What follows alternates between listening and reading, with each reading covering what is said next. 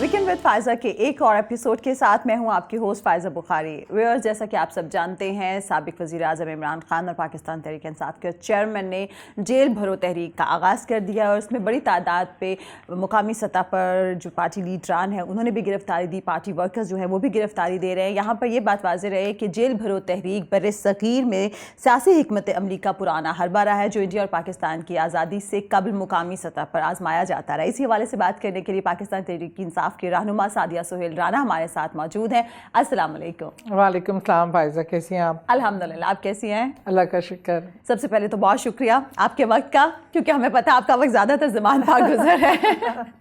You're always welcome। Thank you. अच्छा ma'am, ऐसा है कि हम आपसे सियासत पे तो बात करेंगे क्योंकि आप एक सियासतदान हैं, लेकिन पहले कुछ आपकी पर्सनल लाइफ के बारे में हमारे व्यूअर्स जानना चाहते हैं। तो ये बताएं कि आपका किस शहर से ताल्लुक़ है, तालीम कहाँ पे हासिल की, कितने भाई बहन हैं, बचपन कैसा था आपका? मेरा ताल्लुक़, मैं तो खैर लाहौरी की पैदाइश हूँ, लेकिन मेरे जो पेरेंट्स हैं वो जम्मू कश्मीर से माइग्रेट होकर आए थे जब पाकिस्तान बना है। हाँ जी, कश्मीर से वहाँ आए थे। और बल्कि हमारी फैमिली के बड़े कुर्बानी जो सब पाकिस्तानियों ने जहाँ दी ड्यूरिंग, काफ़ी शहादतें भी हैं। और इस तरह के वो जो अब्बू बताते होते हैं, जिस तरह की बताते थे कि क्या क्या हालात और वाक़यात, इस वजह से उन लोगों के दिलों में तो पाकिस्तान की मोहब्बत थी, लेकिन हमारे दिल में भी पाकिस्तान की आज़ादी की कदर बेइंतहा उन्होंने बचपन से डाली है। वाह। हम 6 बहन भाई हैं, 3 भाई 3 बहनें। और तालीम भी यहाँ लाहौरी से है मेरी। अच्छा। बल्कि आर्मी स्कूल FG मॉडल से पढ़ी हूँ, फिर इस्लामिया कॉलेज और फिर फाइनल एग्ज़ाम जो है पंजाब यूनिवर्सिटी से दिए, BSc स्टैट्स इकनॉमिक्स किया। अच्छा। और उसके बाद यह है कि बचपन में अच्छा गुजरा मेरा इस पॉइंट ऑफ व्यू से कि मैं अपनी स्टूडेंट लाइफ में बड़ी एक्टिव रही हूँ हमेशा, जैसे अब सियासत में है। वो कहते नहीं है, पूत के पाँव पर नहीं पालने में ही नजर आ जाते हैं, ऐसा कुछ होता है। एग्जैक्टली। तो वो थे कि शुरू से एक था कि लीड करना स्कूल कॉलेज लाइफ में। और उसके बाद ये था कि एक और मेरा बड़ा मसला था, वो क्या? जैसे कि छोटी उम्र से इन वेरी यंग एज में कोई ज़्यादती होना, जैसे ऐसे में हम लोग बच्चे गुजर रहे थे, तो हमारी एक सीनियर थी स्कूल की, उनको कुछ लड़के घेर के तंग कर रहे थे। तो आई वॉज हार्डली 5 ईयर, मैं 5वीं क्लास की स्टूडेंट थी। अच्छा। और मैंने बाकायदा उनसे लड़ाई करके उनको छुड़वाया था। और ऐसे कोई ज्यादती देखनी, कोई कुछ करना, तो मुझ में वो बर्दाश्त नहीं थी, मैं उसको रिटेलिएट करती थी। मतलब देखकर आंखें फेर के या डर के कभी नहीं भागी। और अपनी सीनियर को आपने रेस्क्यू किया उस वक्त भी। हाँ, वो बेचारी हेल्प मांग रही थी और 3-4 लड़के थे और हम 3-4 बच्चियां थी जो सेकंड शिफ्ट थी। तो बैग उठा के, उन दिनों वो टैची टाइप बैग्स होते थे, तो मैंने उससे रख के मारा, लगा दिया। अच्छा, तो फिर शरारती भी होंगे? अच्छा, शरारती में अच्छी वाली शरारती थी। मतलब जैसे दोपहर में जागे रहना, जब सब सो गए तो पेड़ों पे चढ़कर फ्रूट उतारने, अमरूद खाने, जामुन तोड़ने, या ऐसे खेल में। लेकिन ऐसी जो होता है ना बदतमीजी वाली शरारती, वो नहीं थी। अच्छा, तो कभी मार वगैरह भी पड़ी स्कूल कॉलेज में टीचर से या घर में अम्मा अब्बा से? टीचर तो एक बार टीचर से एक थप्पड़ पड़ा था, वो पीछे से सर पे, क्योंकि मेरी दोस्त मुझसे नकल कर रही थी। मैं उसको थोड़ा नकल करने दे रही थी। तो कह रही थी, तो उसकी हमदर्दी नहीं कह रही थी। ये स्कूल का वाक़या। और अब्बू से एक बार बड़ी ज़बरदस्त मार पड़ी थी, तो मैं बहुत छोटी थी। अच्छा। और मैं बस लगी हुई थी कि मैंने पढ़ने नहीं बैठना और टीवी देख रही थी, शो वगैरह, और उस पर पिटाई हुई थी ठीक ठाक। क्योंकि अब्बू को ये था, हमें शुरू से ना, आपको यकीन मानो कि हमें ना इंडियन चैनल्स देखने की इजाज़त थी, ना इंडियन फिल्में। मैंने अपनी ज़िंदगी में जो पहली इंडियन फिल्म की कोई झलक देखी थी ना, जब मैं FA की स्टूडेंट थी, वो भी हम किसी के घर गए हुए थे। तो अब्बू वाज अच्छी, जो PTV पे अंग्रेज़ी फिल्में आती हैं, आपको पता है, वो साफ सुथरी, ठीक है, उसके दिखा के दिखाते थे कि ये बड़ी चीज़ की स्टोरी है, ये है ड्रामे, कार्टून, ये पाकिस्तानी ड्रामे वो अलाउ थे। लेकिन ये गानों का प्रोग्राम इंडिया का आता था, इंडियन गाने, ये चीज़ें बिल्कुल अब्बू को पसंद है। कितनी अच्छी बात है। हालांकि अब जाके अभी भी लोग बेचारे एतराज़ करते हैं पेरेंट्स, लेकिन उन्होंने उस वक्त में भी आप लोगों को नहीं देखने दिया। कहा था कि अपने वतन से मोहब्बत, और जो इन्होंने जुल्म किया हुआ है, जो उन्होंने कुर्बानियां दी, उनके लिए तो बहुत ही ज़्यादा। और उनको याद था कि ये मुल्क किस तरह बना है। और मेरे वालिद साहब जब कायदे आज़म मोहम्मद अली जिन्ना जब जाते थे, तो वो बॉयज़ स्क्वाड में थे, तो वो कायदे आज़म के साथ ना गाड़ी के साथ साथ भागते थे। तो कहते थे कि तुम्हारा कायद आज़म का यूँ हाथ था, तो मेरा हाथ उनके हाथ पे इस तरह रहा ना कुछ देर, तो मैं कितने दिन उस हाथ को मेरा धोने का दिल नहीं करेगा, ये कायद आज़म को टच हुआ हुआ है। तो मैं समझती हूँ मोहब्बत का लेवल था। ये बड़े वो खुशनसीब लोग थे जिन्होंने उस वक्त में कुर्बानियाँ भी दी और कायद आज़म को देखा और उनकी रहबरी में पाकिस्तान हासिल किया। अच्छा, तो फिर आपने बचपन से ही सोच लिया था, क्योंकि आपने जैसा कहा कि जुल्म और जबर के खिलाफ तो शुरू से आप आवाज़ उठाती थी, आपने सोच लिया था कि आपने सियासत में ही आना है या सियासत में आना है हादसाती तौर पर? बिल्कुल, सियासत का तो मेरे वहम गुमान भी नहीं था, क्योंकि उस टाइम जो सियासत में हमारे सामने जो लोग थे ना, नवाज शरीफ साहब थे, भुट्टो, तो मैं छोटी थी तो फांसी जब उनको हो गई थी, उनको तो इतना नहीं देखा, बेनज़ीर को देखा या बाकी कोई मौलवी शोलवी जो थे ग्रुप्स, उनमें मुझे कोई ऐसा इंस्पिरेशनल कुछ था ही नहीं रोल जिसको देख के मुझे कायद आज़म से इश्क प्यार बेइंतहा, इलामा इकबाल से, लेकिन इन लोगों से कोई मैं इतना सा भी इंटरेस्ट नहीं था। और मैं अपना डॉक्टर बनना चाहती थी, बड़े शरीफ है, और मैं यही तो छोड़ो, मैं इंसानों के साथ जानवरों को भी रेस्क्यू करती थी। अरे वाह। और मैंने जनाब कुत्ते बिल्ली को जख्मी है उनको पकड़ पकड़ कर उनका ट्रीटमेंट करना। लेकिन डॉक्टर बनने की ख्वाहिश यही थी, पहले यही कॉन्सेप्ट थे कि सिर्फ डॉक्टर बन के आप खिदमत कर सकते हैं, खिदमत, हाँ। लेकिन सियासत में टोटली हादसाती। ये शादी के बाद आना हुआ? हाँ, इसमें ये था कि इमरान खान साहब का जब शौकत खानम का चला, उस वक्त तो मैं एज ए स्टूडेंट भी उसमें उसका हिस्सा थे। अच्छा। और फिर मैं दुबई शादियों की चली गई काफ़ी यंग एज में, वहाँ पे खान साहब आते थे, फंड रेजिंग ये वो मुलाकात भी थी। फिर मैंने 2003 में मेंबरशिप की थी बाहर, मतलब मैं पाकिस्तान आई थी जस्ट ना, तो वो जोहर टाउन में खान साहब आए, और इससे पहले मतलब इतनी कोई ज़बरदस्त तकरीरें जैसे आज करते हैं, बड़े सादा से अल्फाज में, लेकिन जो चीज़ सबसे ज़्यादा मुझे अट्रैक्ट की, अपील की ना, वो उनके लहजे की सच्चाई थी। और ख़ास तौर पर जो वो पाकिस्तान की बात करते थे ना, तो मतलब उनके जज्बे की सच्चाई, पाकिस्तान से मोहब्बत उनकी आंखों में ना आंसुओं की सूरत में मैंने देखी है। तो वो बस वो चीज़ मुझे लगा कि अगर कोई शख्स है जिसके साथ चला जा सकता है या पाकिस्तान के लिए कुछ किया जा सकता है, तो यही इंसान है। उसके बाद मैंने पीटीआई ज्वाइन की, तो उसके बाद तो अगले दिन ही मुझे खान साहब के ऑफिस से फ़ोन आ गया कि आप हमारे साथ काम करेंगी, क्योंकि लोगों की बड़ी कमी थी, बड़े कम लोग थे। तो बिल्कुल। और मैंने बगैर सोचे समझे ना, बस खान साहब का ये कॉन्सेप्ट था कि ये शख्स पाकिस्तान से मोहब्बत करता है, मैंने इसके साथ कोई सोचे समझे, कोई फ्यूचर प्लान नहीं था, किसी से मशवरा भी नहीं किया, किसी से मशवरा नहीं, मैं ओके कर दिया।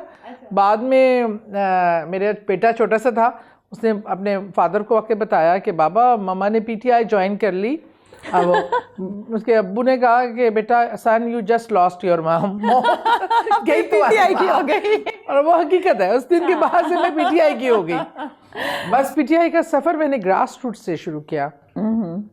मैं पहले मेंबर बनी सिंपल, फिर मैं जोहर टाउन की प्रेसिडेंट बनी, फिर मैं यूनियन काउंसिल की प्रेसिडेंट बनी, फिर मैं एसपीपी की प्रेसिडेंट बनी, फिर मैं लाहौर की प्रेसिडेंट बनी, फिर पार्टी की इलेक्शन जीत के पार्टी के इलेक्टेड सेक्रेटरी जनरल पंजाब बनी। अच्छा। फिर मैं सेंट्रल पंजाब की प्रेसिडेंट भी हूँ, और पीटीआई की हिस्ट्री की पहली फीमेल पंजाब से एमपीए बनी। अच्छा, वो रिजर्व सीट पे थी आप? जी रिजर्व सीट। अच्छा, आप क्या समझती हैं वैसे जो फीमेल्स हैं उनके लिए कितना मुश्किल होता है इस तरह से अमली सियासत में आना और जीत के फिर पार्लियामेंट का हिस्सा बना, क्योंकि आप या बाकी बहुत ज़्यादातर रिजर्व सीट्स पे आती हैं? लेकिन मैं बताऊं, हम भी जीतना ही होता है, क्योंकि हम खुद नहीं इलेक्शन लड़ रहे, लेकिन हम अपने डिफरेंट कोलीग्स के हलकों में दिन रात में, डॉक्टर साहबा की मैंने कैंपेन की थी डे एंड नाइट, और फिर यहाँ ज़हीर अब्बास खोकर को जितवाया, नदीम बारा की करामत खोकर साहब की, और समझे हम साथ पूरा इलेक्शन लड़ रहे होते हैं, तो नॉट अ ईजी टास्क यूँ नहीं दे देते। अच्छा, आपने डॉक्टर साहिबा का जिक्र किया, तो ये भी बताएं कि वैसे डॉक्टर साहिबा को तो हर कोई एडमायर करता है, मतलब उनका जो एक खराज तहसीन के लायक हैं वो, लेकिन इतनी कैंपेन्स के बावजूद भी उनको उस तरह से वोट्स क्यों नहीं मिले? नहीं, वोट तो उन्हें बहुत मिला, 1 लाख से ऊपर वोट मिला लास्ट इलेक्शन में। लेकिन था कि वहाँ पे मैंने जो देखा था ना उस एरिया में, तो मैं क्योंकि एक एक गली एक एक मोहल्ला फिरी थी, वहाँ पे इतना बुरा कल्चर इन लोगों ने डाला हुआ है। वहाँ पे जिस तरह इलेक्शन के दिनों में करोड़ों रुपए का बजट इस्तेमाल हुआ, डिग्गियां भर के लोगों को पैसे खरीदा फरोख्त चाहता था। वहाँ एक बड़ा तबका ऐसा है जो गरीब तबका है। मतलब मैं और वलीद इकबाल हम दोनों कश्मीरी थे, तो वहाँ कश्मीरियों का वोट ज़्यादा है। अच्छा। हम दोनों मोहल्ले में गए तो एक खातून जो पान से मुंह भरा हुआ, काले दांत, वो कहती पूरे मोहल्ले का वोट मैं तुम्हें दूंगी, इतने पैसे दो और ये दो और वो दो, असला लेके दो तो मैं दिलवाती हूँ। ये कल्चर है। और ये जी अब एक घर के हैं जी, इन्होंने तो हमारे 5 बच्चे पुलिस में करवाए थे, अब हम क्या करें। तब नौकरी देखिए, आज पुलिस का जो हाल है, जब सिफारिशों पे इस तरह पॉलिटिकली लोगों को ऐड किया जाएगा, वहाँ पे इस किस्म की आखिरी दिन मुझे याद है गाड़ियों में पैसे भर के इन्होंने लोगों को ख़रीदा फरोख्त, फिर जैली वोटों का जो धांधली ये कर सकते थे ना। मतलब मैं एक पोलिंग स्टेशन का विज़िट कर रही थी, तो इनकी एक पोलिंग एजेंट बैठी थी, तो उसने नाम लेके कहा ओ बीबियाँ क्यों नहीं आई हैं, तो उन्होंने कहा कि जी उनके घर में मर्ग हुई है, जनाजा पड़ा हुआ है। उसने उसको कहा लिटरली कि जनाजा कितने नाच चले हैं। ये पोलिंग एजेंट ने कहा? पोलिंग एजेंट उन बीबियाँ को चुप के लेके आए थे, जनाजा बाद में देखा जाएगा।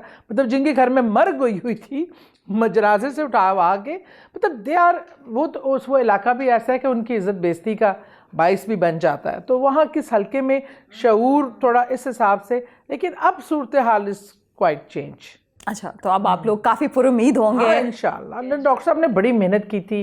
डॉक्टर साहबा ना ही कि उनके वाफर मकदार में उनके पास पैसा था खरीदो फरोख्त के लिए, वो जिस तरीके से ईमानदारी से वो मैं कहती हूँ इस एज में वो कैंसर पेशेंट भी बाद में कैंसर में दोनों उनके नीज रिप्लेस बिल्कुल, लेकिन 2 घंटे वो सुबह स्विमिंग करती हैं। डॉक्टर साहिबा की तो हिम्मत का सलाम है जी। जाती हैं वो कमाल खातून, डॉक्टर भी कमाल है और सियासतदान भी कमाल है। अच्छा, अब बात कर लेते हैं इस पे कि ये जो आजकल खान साहब ने जेल भरो तहरीक का आगाज़ किया है, आप ये बताएं कि खान साहब इससे हासिल क्या करना चाहते हैं? देखिए, ये इस तहरीक को अगर आप इसका बैकग्राउंड देखें ना, ये बड़ी महज़ब माशरे में ये बड़ी इम्पॉर्टेंट पॉलिटिकली ये बहुत इम्पॉर्टेंट मूव हुआ करती थी।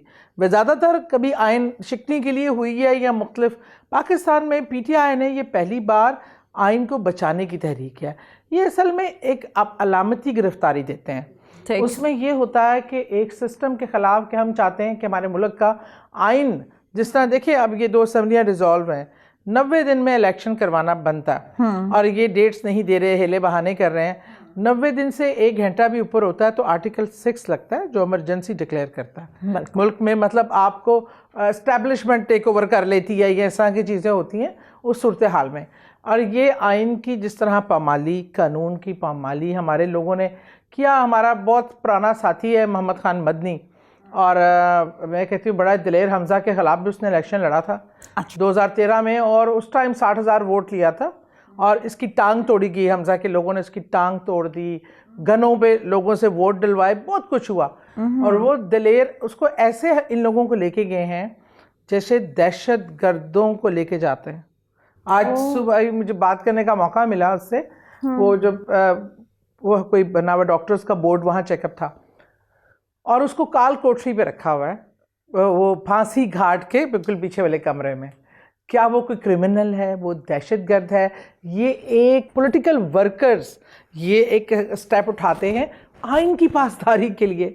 आइन मेरे या आपके काम आना है, आइन तो पूरे मुल्क की बका के लिए ज़रूरी है। आइन की बहाली, आइन ही पे आपका पूरा सिस्टम रन करता है। तो ये हमारी यहाँ सोच और अप्रोच। और एक शख्स, एक वज़ीर जो फेडरल का मिनिस्टर है राना सनाउल्लाह, पंजाब पुलिस को वो ऑर्डर कैसे पास कर सकता है? और इंटरम सेटअप का ये डोमेन ही नहीं है जो वो कर रहे हैं। तो अच्छा, चीज़ें बहुत बड़े क्वेश्चन मार्क्स हैं इस पूरी तहरीक। अच्छा, तो ये जो आप लोगों ने जो पार्टी लीडरान है जिन्होंने गिरफ्तारियां दी, बाद में उनके लिए हमने सुना कि जमानतों के लिए किसी ने नहीं दी, ये सब खबरें हैं। किसी एक ने जमानत की दरख्वास्त साहब नहीं गए, उन्होंने कहा कि सिर्फ मिलने की इजाजत। अच्छा, किसी ये सब जानना चाहते, देखना चाहते उनके बाबा किधर हैं? उनकी तबीयत सही नहीं है, उनको 2-3 सीरियस इशू हैं। इन्होंने मेडिसिन भी देने नहीं दी और हमें शक है। देखें, 15 घंटे एक बख्तरबंद गाड़ी में बंद करके लेके गए, वॉशरूम के लिए किसी को नहीं जगह दी, उनको ब्रेक नहीं दिया। उन्होंने कहा जो करना है इसके अंदर करो। मतलब वो कोई क्रिमिनल है। आप जो आपका आता है अभिनंदन आया, उसको तो हमने चाय पिला के भेज दिया। और हमारे अपने लोग सरकारी हैं, कोई क्रिमिनल थोड़ी हैं। वो एक पॉलिटिकल वर्कर्स हैं और वो एक अलामती गिरफ्तारी दे रहे हैं।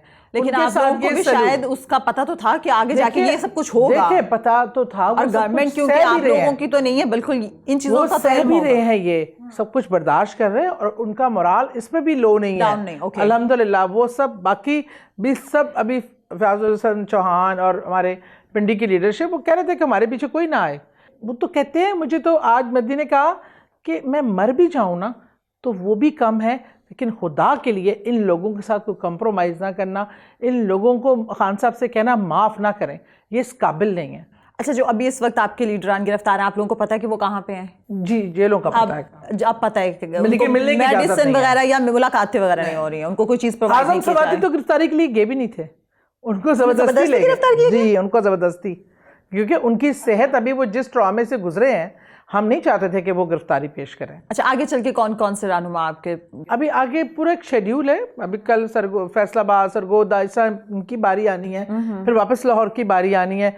तो इसमें कुछ लीडरशिप होगी, बाकी वर्कर्स साथ हैं और इस तरह करके ये चलेगा। अच्छा, तो क्या हम ये भी सोच सकते हैं कि आगे चलकर अगर लाहौर की बारी आती है, क्या खान साहब भी गिरफ्तारी देंगे? देखिए, खान साहब तो गिरफ्तारी क्या शहादत के लिए भी तैयार बैठे रहते हैं, उनका तो ना ही पूछे। लेकिन हम नहीं चाहते, क्योंकि देखिए हमें इन लोगों पे बिल्कुल एतबार नहीं है।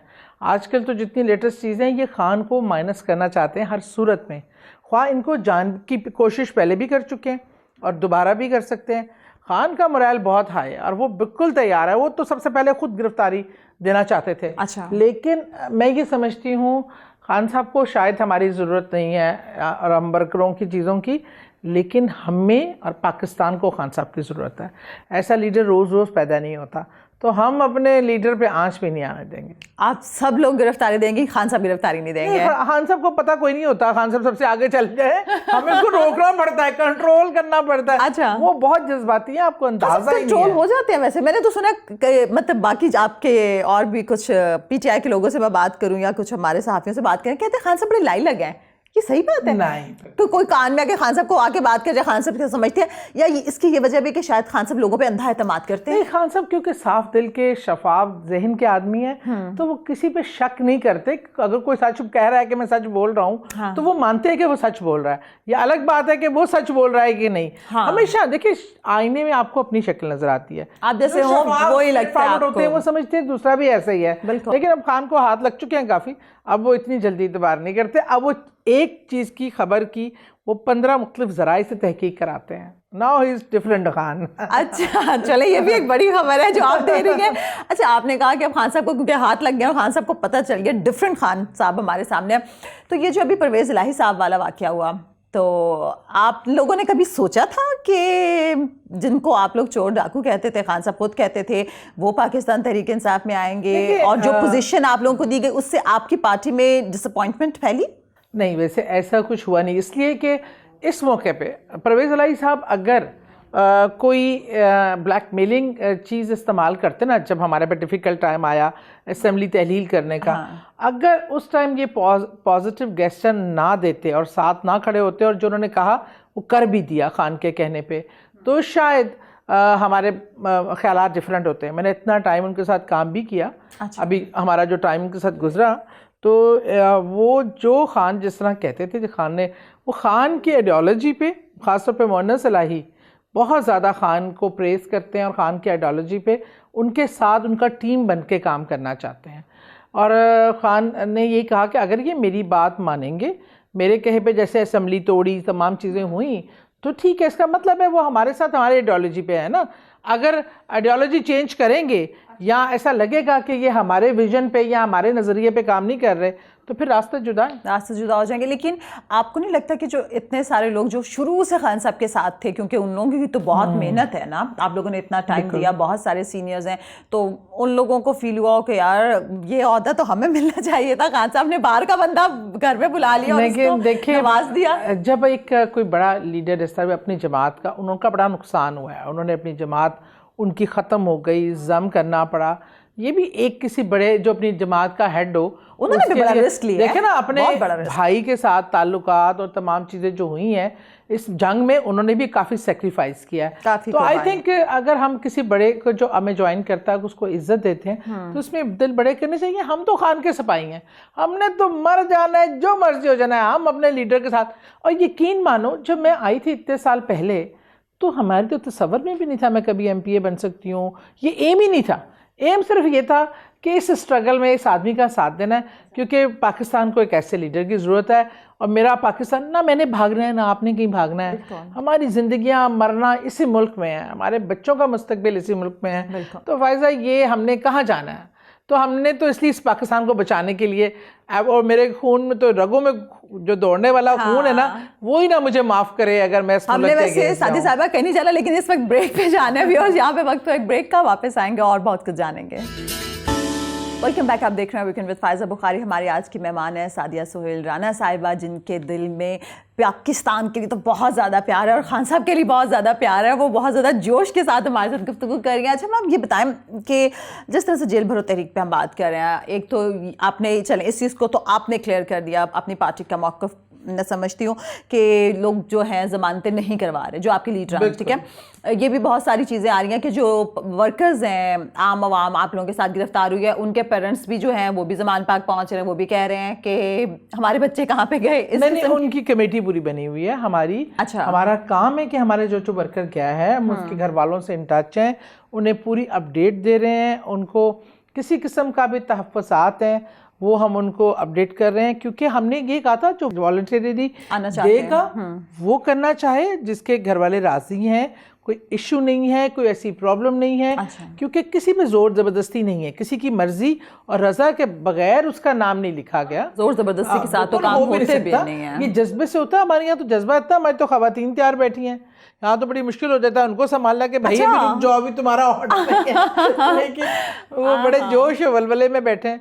यहाँ तो ज़ईफ़ का, लिए कितनी ज़ईफ़ खातून मेरे पास आई ज़मान पाक अपना ID कार्ड लेके, और वो कहती हैं कि बेटा मैं तो इसलिए आई हूँ कि मैं भी तुम्हारे साथ जेल जाना। मैं कहती मैं जब जाऊँगी तो साथ ले जाऊँगी। मैं क्या आप देख लें आपकी तबीयत और सेहत। कहती कुछ बात नहीं, मरना ही है ना, तो मैं किसी अच्छा काम करके क्यों ना मरूं, मैं उसके बंदे का साथ क्यों ना दूं जो गोलियां खा के भी हमारे लिए खड़ा है। तो इतना जज्बा है लोगों का, इतना प्यार है खान साहब के लिए। मैं इतने बच्चों को देखती हूँ, लोग सिखा पढ़ा के लाते हैं ना, वो बच्चे इश्क करते हैं खान से, और बयान नहीं किया जा सकता कि किसी, मैं अल्लाह का शुक्र अदा करती हूँ कि अल्लाह कि तूने मुझे ये अक्ल समझ फहम दिया कि मैं सही इंसान के साथ खड़ी हूँ। अच्छा, माशाल्लाह, बिल्कुल। अच्छा सादिया साहिबा, लेकिन यहाँ पे एक ये भी सवाल हो रहा है जो हम टीवी पे भी देखते हैं, मीडिया, सोशल मीडिया पे भी, कि लोग कह रहे हैं कि जी खान साहब लोगों को, अपने मतलब लीडरान को, वर्कर्स को तो गिरफ्तारी के लिए पेश कर दिया उन्होंने, लेकिन वो खुद ज़मानत पे घर बैठे हुए हैं। वो ज़मानत डिफरेंट केस में ली है जो आपको पता है, और जिस तरह का एक तो केसेस फेक है, सारे झूठे। अच्छा, नैब में खान साहब और बुशरा बीबी पेश होंगे? नहीं, जब जरूरत पड़ी खान की, देखे ना अभी बुलाया तो किया है। अभी जो हाई कोर्ट में इज्जत, एक को आप घर बैठ के आप रिलीफ दे दें, कोई मुल्क से बाहर है उसको आप रिलीफ दे दें, 50 रुपए के स्टाम्प पेपर पे आप रिलीफ दे दें, मुल्क से बाहर जाने दें। एक शख्स जिसको जेन्युइनली गोलियां लगी है, जिसकी हड्डी, जो इमरान खान जब फिटनेस अपनी जगह, एज तो उनकी देखे ना 70 है, तो वो रिकवरी स्लो है, सारी बात है, और उनका चलना धक्का पेल कोई भी उनकी हड्डी को डिसलोकेट दोबारा कर सकता है। अब वो धक्कम पेल से उनका ज़ख़म दोबारा रीओपन हो गया। मतलब ये चीज़ नहीं समझते कि गैर इंसानी सोचे, मुझे समझ नहीं आता। वो कोई डकैत है, कोई भागने को तैयार बैठा है, पैसा खा गया इस मुल्क का, वो ही वाहिद शख्स है जो कोई भागा नहीं है, जिसके कोई असासे बाहर नहीं है, जो बैठा है अपने बच्चों को भी छोड़ के बैठा हुआ है। तो तुम उससे ये रवैया ना समझ में आने वाला, और ये खुद भगोड़े हैं। और खान कहीं नहीं भागता, अगर हेल्थ वाइज इशू ना होता खान ने हर अदालत में पेश होना था। आप समझती हैं कि जो ये जेल भरो तहरीक है, इसका आगाज़ करके खान साहब ने रिस्क उठाया है? देखिए, बड़े काम को अचीव करने के लिए छोटी कुर्बानियाँ देनी पड़ती हैं। अब पाकिस्तान जब बना था उसके लिए कैसे कैसे लोगों ने, इवन मैं अब्बू बताते होते हैं वाक़या, जब हम हिस्ट्री पढ़े ना, ऐसे ऐसे लोगों ने अपने बच्चे, बेटियां, बेटे कुर्बान किए, जिन्हें ये उम्मीद भी नहीं थी वो कभी पाकिस्तान पहुंच सकेंगे या पाकिस्तान में रहने का उनको मौका मिलेगा। लेकिन उन्होंने हम नस्लों के लिए ये मुल्क बनाया। तो अब इस मुल्क को बचाने के लिए देखें आपके तमाम कीमती असासे गिरवी पड़े हैं, आपके न्यूक्लियर सेटअप आप ये देखें ना, वो आके देख के फ्रीज करके चले गए। कि मीडिया में सुना दिखाया गया सिर्फ इमरान खान को गिरफ्तार कर लो, इमरान खान की घड़ी ले गया, ये हो गया। भाई इमरान खान जिस शर्ट पे साइन कर दे उसकी कीमत 17 करोड़ लग जाती है। जिसको एक बेड पे जो उन्होंने अपना उतारा था ना प्लास्टर, उसकी कीमत जो खरीदने वाले थे बोलियां करोड़ों में चली गई। ये बात क्या करते हैं, ये कोई चड्डी चोर अपने जैसे वैसे समझते हैं। और उस बंदे का कैलिबर मैं तो कहती हूँ उसके पाँव की जूते के तस्मे के बराबर भी नहीं है ये लोग करेक्टर वाइज जो वो शख्स है। अच्छा, जेल भरो तहरीक का इलेक्शन से भी कोई ताल्लुक है? आप लोग समझते हैं कि इससे इलेक्शन जल्दी हो जाएगा? बिल्कुल, देखें ये हीट एक पुरअमन तहरीकें यही हो सकती हैं कि आप हम अपने वर्करों को तकलीफ दे रहे हैं ना। हम तो एक गमला भी नहीं तोड़ रहे। हमने 144 जो जगह पे जब सबसे लोएस्ट होता है एक क्राइम जिसका कोई नुकसान नहीं होता, उसके थ्रू गिरफ्तारी हुई। अब मकसद क्या? आप पाकिस्तान के इस माशी हालात देखें, किस तेज़ी से एक आम इंसान, अब छोड़ दे भाई इन लोगों को तो शायद इनको मसला नहीं है, आप और मैं हम सरवाइव करना मुश्किल है। हर एक का सर्वाइवल मुश्किल है। आप उसको तो सोचे जिसकी 20, 22, 25,000, 17,000, 15,000 इतना तो बिल आ जाता। बिल्कुल, बिलों का जो सूरत हाल है बिजली की, ये इंसानों का सोच ही नहीं रहे। अब मुझे बताएं, एक शख्स जिसके पास 2 सूबों की हुकूमत हो, पंजाब में वो सुकून से बैठा हुआ था, अपनी ज़िंदगी मुश्किल कर दी है। हम सब बैठे ड्यूटियां दे रहे हैं मुश्किल, क्यों? अपनी हुकूमतें क्यों छोड़ दी हैं? सिर्फ इसलिए कि हम जनरल इलेक्शन में जाएंगे और एक हुकूमत अगर एक पार्टी 2/3 अक्सरियत लेके आती है, बड़े फैसले कर सकती है। इनके साथ तो कोई बाहर के ममालिक को मुआहदा करने को तैयार नहीं है, कोई ओवरसीज़ पैसा भेजने को तैयार नहीं है, चोर डाकुओं पे कोई एतबार नहीं करता ना। अब तमाम मामलात के लिए आपको सबको ऑन बोर्ड लेना पड़ता है। बेहतरीन खारजा पॉलिसी हो, ट्रस्ट लेवल बिल्ड हो, ओवरसीज़ भागे आएंगे। आप देखें, आप इंशाल्लाह ताला कल इमरान खान साहब आ जाएं एज ए प्राइम मिनिस्टर, आप ओवरसीज़ की रिस्पॉन्स देखिएगा। इस मुल्क के आधे मसाइल बैठे बैठे ओवरसीज ना हल कर दें तो बताइएगा। अच्छा, जल्द इलेक्शन बिल्ड होता है। बिल्कुल, जल्द इलेक्शन आप क्या समझती हैं कि किस पार्टी के मुफाद में और किसके लिए सबसे ज़्यादा नुकसान है? देखिए, वही प्रॉब्लम कर रहे हैं जिनको नज़र आ रहा है कि अब ग्राउंड में उनका वोट ख़त्म हो चुका है, लोग उनकी शक्लें देखने के रवादार नहीं है। सारी बातें छोड़ें, ये बड़े बड़े लीडर बड़े बड़ी धमकियाँ आके प्रेस कॉन्फ्रेंसेस में देखते हैं। मेरी एक गुजारिश है, ये अपने घर से गार्डों के बगैर निकलें, नमाज़ पढ़ने चले जाएं जुमे की, बाहर खाना खाने चले जाएं, इनको लग पता जाएगा कि रिस्पॉन्स उनको लोगों ने मक्का मदीना में नहीं छोड़ा। ये इटली भागे, अमेरिका भागे, जहाँ गए हैं आगे वहाँ सारे इमरान खान ने भेजे हुए बंदे थे। लोग इनसे जो लोगों के ऊपर इन्होंने जुल्म तोड़ा है ना, जो अब इनका वोटर शर्मिंदगी से भी नहीं बताता कि वो इनका वोटर है। यकीन माने, अब वो पटवारी भी ना शर्मिंदा होते हैं बताने के लिए। मरियम नवाज साहिबा तो बड़ी एक्टिव नजर आ रही है। मरियम नवाज साहिबा का सरगोदा डिवीजन का जो एक सरगोदा डिवीजन का वर्कर कन्वेंशन हो और उसमें लोगों को भर भर के पैसे दे दे के 2500 रुपया पर्सन दे दे के 2500 बंदा भी नहीं हो सका। मैं एक इनका ना एक हमारा एक लोग हैं, उनका कोई कॉन्टेक्ट है, दोस्त है, व्हाट्सएप ग्रुप था जिसमें PMLN के सारे वर्कर्स थे। मैं वर्कर्स की बड़ी इज्जत कदर करती हूँ, वो मेहनत करते हैं, वो उनकी कुर्बानियाँ होती हैं, इनके वर्कर्स की भी हैं। वो वर्कर उस प्लेटफॉर्म पे पीट रहे थे कि हमारी पार्टी का क्या हाल हो गया, अब इससे भी बुरा होने वाला है, हमारी सारी ज़िंदगी की मेहनतें भी चली गई क्योंकि हमारे यहाँ क्या फ़ैसले हो रहे हैं। अपनी लीडरशिप के ख़िलाफ़ और ख़ासतौर पे मरियम नवाज़ के लिए जो हेटेंट मिलता है, और एक जो भरम थे ना, अल्लाह के हुक्म से इमरान खान ने बहुत से लोगों को ना उरियाँ कर दिया है, जो बड़े जिनके भरम थे वो बेअयां हो गए हैं। शहबाज शरीफ का बड़ा भरम था, बेस्ट एडमिनिस्ट्रेटिव, ये है वो, किधर गया एडमिनिस्ट्रेटिव, वो बुत भी टूट गया। लोगों का एक सब कहते थे ना, PMLN को नापसंद भी करता था ना, तो वो भी कहते शहबाज शरीफ अच्छा एडमिनिस्ट्रेटर है, काम किया हुआ है। हाँ, लेकिन सब भेद खुल गए। लेकिन वो कहते हैं कि आप लोगों ने हुकूमत का इतना बेड़ा गर्क करके उनको दिया कि इसकी वजह से हम 3-3.5 साल में हमने बेड़ा गर्क कर दिया, 35 साल में इन्होंने कुछ ना किया। 3 सालों में आप देख लें कि महंगाई की रेशो क्या थी, पाकिस्तान माशाल्लाह प्लस में जा रहा था, आपकी इंडस्ट्री का क्या बूम था, और कोविड के साथ में 2 साल का कोविड था, कोविड के साथ जहां दुनिया की इकोनॉमी गिर गई, वह हमारी इकॉनमी बूम की। जहाँ नौजवानों के लिए सरमायाकारी के मौके, ख़वातीन को फैसिलिटेट, गरीबों, गुरबा, मतलब आप जितने भी हमारी हेल्थ कार्ड, इन्होंने आके हेल्थ कार्ड बंद कर दिया। एक आदमी, आप सब सोचें कि सबसे सस्ता ऑपरेशन आँख का होता है जो 20 से 25 हज़ार में हो जाता है। हेल्थ कार्ड बनने के बाद 25 लाख आँख के ऑपरेशन हुए कि लोग इतने मजबूर थे कि ये सस्ता तरीन ऑपरेशन भी नहीं करवा सकते थे। या पहले होते थे कि जब सिर्फ गवर्नमेंट हॉस्पिटलों से ही हो सकता है। आज एक गरीब आदमी उठता है, डॉक्टर हॉस्पिटल जाए, बेहतरीन से बेहतरीन हॉस्पिटल जाए, अपना एडमिट होके लोगों के पार्ट्स, घुटने पार्ट्स बॉडी के हुए हैं, लोगों की डिलीवरियाँ, हार्ट के ऑपरेशन, मैं कहती हूँ गुर्दों के प्रॉब्लम, डायलिसिस। मेरे सामने वो एक बेचारी माजूर लड़की है, वो रो रही थी कि मेरे मियाँ का इलाज हो जाता था, मुझे चीज़ें मिल जाती थी, एहसास प्रोग्राम में मेरा, हमें तो इन्होंने बिल्कुल ही फ़ारिग कर दिया। ये तो चाहते हैं गुर्बत, मतलब गरीब मर ही जाए। मियाँ साहब जो हैं, क्योंकि उनकी बेटी तो कहती हैं कि वो जल्द वापस आ रहे हैं, आप समझते हैं कि वो आएंगे आप लोगों से, खान साहब के साथ मुकाबला करने के लिए? क्योंकि वोट बैंक जो है वो तो मियाँ साहब का है ना ज़्यादा।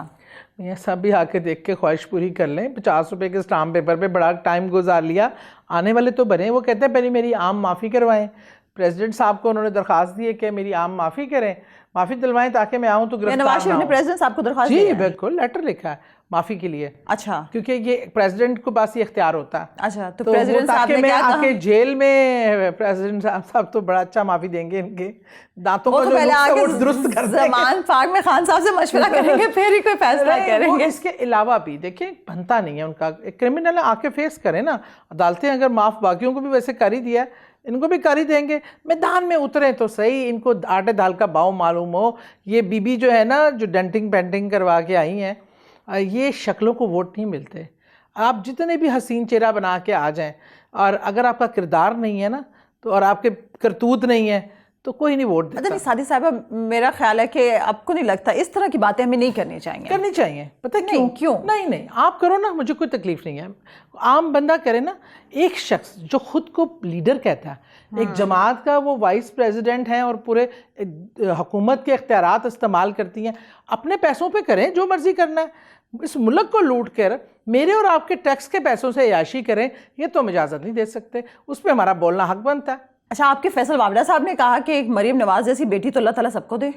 उन्होंने भी एक जगह पे कहा, वाड़ा बेचारे की, वो अल्लाह ताला, जिस तरह से वो अपने बाप का केस लड़ रही है, अपने बाप के साथ जिद्दोजहद कर रही हैं। बाप से मोहब्बत करना बहुत अच्छी बात है, करनी चाहिए, पार्टी को लेकर चल रही हैं। मुल्क को कुर्बान ना करें। बाप की मोहब्बत, बाप के पास रहें, खिदमत करें, ख्याल रखें, बड़ी अच्छी बात है, अच्छी बेटी बन के रहें।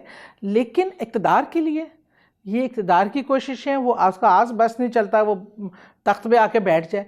ये इक़्तिदार की जंग है। ये बाप बेटी की मोहब्बत हो ना, तो अपने घर तक हो, ठीक है। उन्होंने एक इंटरव्यू भी दिया, उसमें भी ये कहा कि मैं तो अपने जो मुखालिफिन उनका शुक्रिया अदा करती हूँ, क्योंकि उन्होंने पहचान लिया और उन्होंने, वो उनकी वजह से मैं सियासत में आगे, वरना मैंने कभी सियासत में नहीं आना। नहीं, वो हम उनका, मरियम नवाज का बहुत शुक्रिया अदा करते हैं। मरियम जब बोलती है माशाल्लाह, हमारी पार्टी का ग्राफ ऊपर जाता है और उनकी पार्टी का ग्राफ नीचे जाता है। मुझे तो कभी कभी लगता है वो हमारे लिए काम करती हैं और स्पोक्स पर्सन है हमारी, बहुत ज़बरदस्त। मैं तो पर्सनली मरियम को इस चीज़ का शुक्रिया अदा करना चाहती हूँ। अच्छा, आप ये बताएं कि 90 दिनों में इलेक्शंस देख रही हैं? देखिए, करवाना पड़ेगा। सुप्रीम कोर्ट ने इस चीज़ का जो लिया है नोटिस, और मुझे बड़ी उम्मीद है अपने नाम उन जजेस पे जिनके हाथ में इस टाइम, देखें, ये सही फैसले करवाना, कौम, वो वैसे भी कहते हैं ना, justice delayed justice denied. Time पे अगर हम नहीं अच्छे फैसले करा सके, अल्लाह ना करे, ये मुल्क जो था ना, ये कलमे पे बना, और रसूल करीम सल्लल्लाहु अलैहि वसल्लम की ख़ास फरमाइश पे रमज़ान की 27वीं को मार्ज़ वजूद में आया। और रसूल करीम सल्लल्लाहु अलैहि वसल्लम हमेशा फरमाते थे कि मुझे इस तरफ से ठंडी हवा आती है। तो इस मुल्क की कदर करने की ज़रूरत है। देखिए, आज़ादी की नेमत देखनी है, आप कश्मीर के पाकिस्तान मुसलमानों को देख लो, फ़लस्तीन में जाके देखो, एक आज़ाद मुल्क मिला है। इतनी खुद गर्जी, यार तुम लोगों ने लूट लिया, कर लिया, अब जान छोड़ दो इस मुल्क की। कहाँ लेके जाना है? बेनज़ीर के इतने बड़े पैलेस थे, लेकिन कब्र में, कौन कब्र में ले जा सकता है? फ़िरौन ले गया, कौन ले सकता है? कोई नहीं लेके जा सकता। मुख्तसर सी ज़िंदगी है, एक अदालत अल्लाह की भी है। यहाँ से तो शायद रिलीफ मिल जा रहा है और नैब भी ख़त्म कर दी, ये भी, लेकिन अल्लाह की अदालत बड़ी सख्त है। अल्लाह की अदालत वाकई बहुत सख्त है। अच्छा सादी साहब, आखिर में मेरा एक सेगमेंट होता है, मैं आपके सामने 4 नाम लूँगी, आपने उनकी खूबी और एक खामी बतानी है। तो पहला नाम है इमरान खान साहब। ओह, लीडर, ग्रेट लीडर। खूबी होगी। खामी? खामी is not a politician at all, is a leader. और वो कोई सियासत नहीं सोचते, वो सिर्फ मुल्क का सोचते हैं। मरियम नवाज साहिबा। खूबी है, चलो बीइंग अ वुमन, खूबी, औरत होना खूबी है मेरे नज़दीक। और खामी? हाँ, आपने कहा खामी झूठ बोलना। बहुत, ये जो अंधाधुन एक झूठ का पलंदा वो जो बोलती है ना, दैट डैमेज हर। अगर वो अच्छे तरीके से सियासत करती ना, आसवा भी है, अच्छी सॉफ्ट बात करती है सियासत में, प्रैक्टिकल बात करो यार। मैं तब भी मैं मुखालिफ को भी अप्रिशिएट करने वालों में से हूँ। बिलावल भुट्टो साहब। कंफ्यूज्ड, लेकिन ही स्पोक्स वेरी वेल, ही स्पोक्स वेरी वेल, एडमिट करना चाहिए, उसमें पॉलिटिकल विजन है। चौधरी परवेज़ इलाही साहब। ओहो, extra ordinary intelligent man, extra ordinary. खामी? अपने बहुत सारे अपने ही करीबी लोगों को बहुत प्रमोट करना।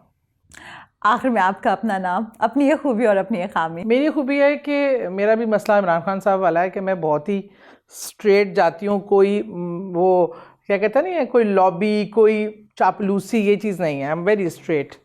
और ये खामी है मेरी साइड में, शायद मेरी खामी है। दोनों में आ गई है। खामियां तो बहुत सारी हैं, आम इंसान हूँ, बहुत सारी खामियां हैं। खूबी कमी है, जिसमें एक ये है कि अल्लाह ने साफ दिल दिया है, सच्चा दिल दिया है। और अल्हम्दुलिल्लाह पिछले इलेक्शनों में 1 अरब 25 करोड़ फी MPA की बोली लगी।